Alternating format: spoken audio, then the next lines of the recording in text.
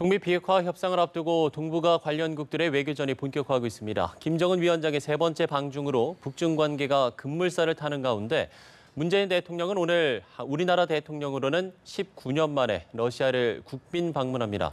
한편 도널드 트럼프 미국 대통령은 오늘 미군의 유해 200구를 북한으로부터 돌려받았다고 밝혔는데요. 이 시간 문성묵 한국국가전략연구원 통일전략센터장, 또 진희관 인제대 통일학부 교수 두 분 모시고 관련 내용들을 짚어보도록 하겠습니다. 네, 두 분 어서 오십시오. 네, 안녕하십니까. 자, 김 위원장의 세 번째 방중을 계기로 그야말로 이 북중의 밀월 관계가 급물살을 타는 분위기인데 일단은 북한 매체에서 새로운 정세하에서 전략 전술적 협동을 강화하는 문제를 논의했다 이렇게 밝혔습니다. 이걸 좀 어떤 의미로 받아들여야 될까요? 예, 말씀하신 대로 지난 3월, 5월 그리고 이번 6월 이제 세 번째 방중을 했거든요. 네. 이번에 간 거는 사실 깜짝 놀랐어요. 이렇게 빨리 갈 수가 있겠나. 예. 왜냐하면 6.12 정상회담을 하고 김영철 동전부장이 아마 중국의 고 인사에게 이미 설명을 한 걸로 알고 있는데 예. 김정은 위원장이 이게 빠른 시간 내에 왜 갔을까라는 생각을 하면서도 한편으로는 이번 북미 정상회담이죠. 정상회담의 전반적인 과정 또 결과를 설명을 하고 특히 이번 정상회담 때 떨리커창 총리의 전용기까지도 내주고 여러 가지로 힘을 실어준 시진핑 주석에게 감사하는 그런 의미를 담겠지요. 그리고 이제 중요한 것은 6.12 성명의 후속 조치들을 이제 구체적으로 협의를 해나가야 되거든요. 우리가 3월 말에 있었던 첫 번째 정상회담에서 합의되고 나온 발표 내용에 보면 이제 전략적 노선에 합의를 했다. 그리고 그 전략적 노선이 단계적 동시적 조치의 연장선으로 생각이 되는데요. 5월 달에 또 한 번 회담을 갖고 그다음에 폼페이오 장관이 김정은 위원장을 두 번째 만나고 돌아간 뒤로 트럼프 대통령이 시진핑 주석에 대한 불만을 쏟아냈거든요. 예. 김정은 위원장의 태도가 돌변했다, 강경해졌다, 미국의 요구를 안 받아들이고 있다라는 식의 표현을 했단 말이죠. 그래서 새로운 정세라고 표현한 것은 남북 정상회담, 북중 관계 발전, 특히 북미 정상회담을 통해서 공동 성명을 발표했고 예. 큰 합의를 했고 이런 것들을 전반적으로 새로운 정세로 표현한 것 같고요. 자, 그럼 이런 새로운 정세 하에 이미 합의한 것들이 있습니다. 북미 관계 개선, 그다음에 평화체제, 비핵화 또 이런 것들을 합의했는데 이런 전반적인 전략적인 노선들, 그다음에 그걸 구체적으로 이행하는 과정 하나하나 전술적으로 행동해야 이 모든 것들을 이제 북한과 중국이 하나하나 찰떡공조를 해나가겠다. 그리고 그런 것들을 해나가는 데서 확고하게 중국이 뒤를 봐주겠다. 네. 그래서 어제 시진핑 주석이 발언한 내용 중에 한 가지 제가 주목되는 표현은 국제 정세가 어떻게 달라지더라도 우리 중국이 북한을 향한 그 입장은 확고하고 변함이 없을 것이다. 라는 그런 표현이 왜 나왔는지는 모르겠지만 혹시나 앞으로 북미 정상회담이 삐그러지고 잘 안 돼서 상당히 북한이 어려운 상황이 되더라도 걱정하지 마라. 내가 계속 지원해 줄게. 라는 그런 표현이 혹시 들어가 있는 것은 아닐까. 뭐 기우이기를 바랍니다만 그럴 가능성. 저는 북한 측에서 이런 표현을 한 것은 전반적으로 그런 의미를 담고 있지 않을까 하는 그런 생각도 듭니다. 예, 교수님 생각은 좀 어떠신가요? 그러니까 어떤 미국과의 본격적인 후속 협상을 앞두고 이 대응 전술 이런 거를 좀 조율하는 이런 시간이었다. 이렇게 좀 생각해 볼 수 있을까요? 네, 지금 센터장님이 아주 자세하게 잘 설명해 주셨고요. 그리고 아마 김정은 위원장이 아니라 예컨대 북미 회담에 대한 설명이라면 그 아래 그 강요급에서 즉 국무위원회 부위원장이라든가 이렇게 해서 갈 수도 있을 텐데 왜 직접 갔을까라는 걸 생각을 해봐야 될 텐데 그만큼 북중 관계가 동맹이 돈독하고 중요한 관계라고도 볼 수 있겠지만 김정은 위원장이 직접 간 것은 앞으로의 북미 간의 많은 변화를 예고하고 있기 때문에 이건 직접 가서 설명하지 않으면 안 된다라는 것을 의미하는 게 아니냐 이렇게 볼 수가 있을 것 같고요. 그리고 거기서 이제 발언이 나온 얘기도 보면은 전략 전술적 협력을 해나갈 것이다 이런 얘기를 하지 않습니까? 이 얘기가 시사만 봐도 바로 그런 것 같습니다. 그러니까 앞으로 전략은 변함이 없지만 즉 예. 중국과 북한 간의 그동안의 동맹 관계라든가 동아시아 질서에 대한 그간의 전략에 대해서는 목표에 대해서는 큰 변화가 없지만 전술적으로는 즉 북미 관계의 어떤 변화를 통한 이러한 그 동아시아의 질서 변화에 대해서는 서로 충분히 양해해야 되는 것이 아니냐라는 것 이런 것들을 상호 협의하기 위한 만남이었고 이 결과로 나온 얘기가 전술 전략적인 협력이라는 그런 단어가 나온 게 아니냐. 예. 그래서 다시 말하면 이것은 북중 간의 관계가 돈독하다는 것도 보여주지만 북미 간의 변화에 대해서 중국이 양해하고 이해해 나간다는 그런 모습도 함께 보여준 것이 아니냐. 그런 해석도 가능하리라고 봅니다. 알겠습니다. 이번 방중에서 또 눈길을 끄는 게 바로 이 경제 관련 행보인데 네. 김 위원장이 농업과학원 또 베이징 교통지휘센터 등을 방문을 했습니다. 네. 그리고 또 경제사령탑이라고 불리는 박봉주 총리도 동행을 했고요. 이런 좀 경제 관련 행보는 어떻게 바라보십니까? 역시나 지금 북한이 가장 중요하게 생각하는 것은 비핵화 아울러서 북한이 경제 건설 노선을 어떻게 앞으로 관철해 나가느냐 예. 이런 부분이기 때문에 그 경제 성장 동력을 찾는 게 역시 중요하다라는 걸 이번에 보여주는 것 같고요.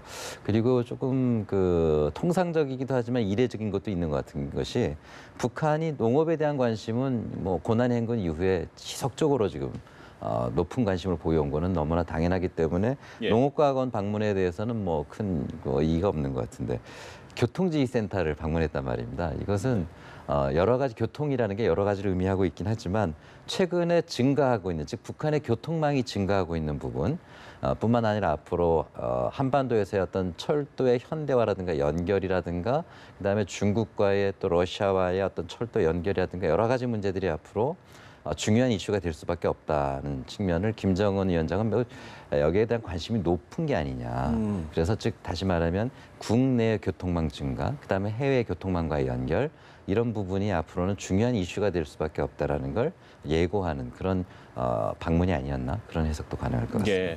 그런가 하면 김 위원장이 귀국길에 베이징 주재 북한 대사관을 직접 찾아서 격려한 것도 이게 상당히 이례적이라고 하더라고요. 이게 좀 드문 일입니까?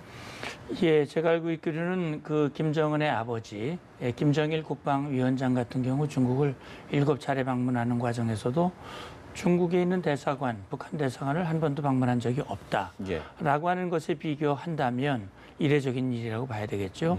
사실 지금 이제 북중 관계가 김정은 위원장이 2011년 아버지가 사망하고 권력을 물려받고 나서 거의 6년, 7년 가까이 시진핑 주석이 단 한 번도 만나주질 않았습니다. 예. 그런데 지금 불과 한 3개월여 만에 3번을 만났거든요. 거기뿐만이 아니라 김정은 위원장을 거의 트럼프급, 황제급으로 예우를 하고 있어요. 앞으로 지금 진 교수님께서 말씀하신 대로 예. 북중 관계가 더 급격히 발전하고 특히 경제 분야, 지금 김정은 위원장으로서는 아마 관심이 중국이 70년대만 해도 진짜 못 살았거든요. 그런데 이제 한 30여 년, 이제 한 40년, 50년 흘렀는데 네. 이동안 엄청난 발전했단 말이죠. 개혁 개방을 하고 서방과의 관계를 개선하고 그러면서 이제 G2 반열에 오를 정도로 발전을 했는데 정치를 보면 공산당 일당 독재라고 있고 시진핑 주석이 뭐 3기 집권 이제 황제 같은 위치에 올라가는 것을 보면서 아 나도 좀 그렇게 해서 중국같이 경제도 잘 발전시키고 저렇게 시진핑 주석같이 조선노동당 일당 독재를 계속 강화하면서 30년 40년 자기 아주 수명 동안 멋진 그런 황제의 지위를 누릴 수 있는 방법이 뭐겠는가? 예. 아마 그런 관심이 많을 거예요. 특히 북중 간의 동맹을 강화하고 관계를 강화하고 특히 혹시 뭐 이 북미 관계가 좀 어그러지고 사실은 그렇잖아요. 트럼프 대통령 임기 이제 한 3년 정도 남았고 재선이 된다면 4년 플러스 4지만 김정은은 그게 아니거든요. 그러니까 지금 사실 미국과의 관계 개선도 더 중요하지만 더 중요한 건 오랫동안 뒷발을 봐줄 수 있는 중국의 도움이 더 중요한 것이고 지금 중국이 어쨌든 뒷문을 조금씩 열어주고 있다는 말이죠. 예. 그래서 제가 생각할 때는 대사관을 방문한 것은 이제 이 최근에 북미 정상회담 과정에서 이 대사관이 노력을 많이 했고 그래서 아마 격려도 해주고 그리고 앞으로 너희들이 해야 할 일이 많다. 결국 이 중요한 중심 역할 연락 사무소의 역할을 해야 될 텐데 예, 예. 그런 점에서 아마 그런 방문한 그런 조치를 하지 않았을까 하는 그런 추정을 해봅니다. 예. 일각에서는 김 위원장이 지금 한미 연합훈련 유예를 시키고 네. 또 북한과 중국과의 어떤 경제 협력 기대감도 상당히 높이고 이런 면에서 실리를 챙기면서 이 비핵화 협상의 동력이 약화될 수도 있다. 뭐 이런 우려들도 좀 나오고 있거든요. 그 비핵화 협상의 동력이 약화된다는 거는 좀 역설적인 부분이라고 볼 수 있는 게 왜 그러냐면 예. 유해 송환은 북미 정상회담의 네 번째 합의 사항이지 않습니까? 예. 즉각 송환한다. 그렇기 때문에 비핵화 협상을 좀 더 원활하게 해나가려면 유해 송환을 빨리 해야 될 텐데 한 가지 좀 놀라운 부분은 지금 북한과 미국의 정상회담이 지난주였지 않습니까? 불과 이제 며칠 되지 않았는데 벌써 유해 209가 송환된다라는 것은 이미 정상회담 이전에 네. 상당히 많은 북한의 준비가 있었다라고 볼 수 있는 것 같습니다. 그래서 교수님 죄송합니다만 제가 한미 연합훈련을 유예시킨 부분을 말씀드렸고 유해 209가 아니고 예. 네, 한미 연합훈련을 유예시킨 게 이제 예. 김 위원장으로서는 실리를 챙겼다 이 부분을 말씀을 드렸습니다. 그렇습니까? 네. 죄송합니다. 그 한미 연합훈련의 유해 같은 경우에는 네. 비핵화를 하는 만큼 북한이 어떤 군사적인 위협에서 북한도 벗어나야 되지 않겠습니까? 그렇다면 어떤 반대급부를 줄 수 있느냐라고 했을 때 주한미군 철수 이거는 아마 불가능한 일이라고 이미 판단하고 있는 거고 지금 한반도에서 벌어지는 한미 연합 군사훈련이 수십 건이 있습니다. 우리가 알고 있는 거는 대표적인 몇 가지 UFG라든가 키리졸브라든가 이런 것만 알고 있지만 굉장히 많은 훈련이 있거든요. 그래서 모든 걸 우리가 다 유예하거나 취소하는 것은 아니고 그중에 당장 우리가 그렇게 해도 될 만큼 우리 전력에 큰 장애가 없는 훈련부터 일단 유예시키는 조치를 취해 나가는 것인데 이런 것들은 앞으로 북한이 그런 것들을 통해서 북한도 선의적인 조치 이런 걸 또 취하겠다고 했기 때문에 북한이 앞으로 어떤 행동을 보이는지 거기에 대해서 우리가 좀 관심 가질 필요 있을 거라고 보입니다.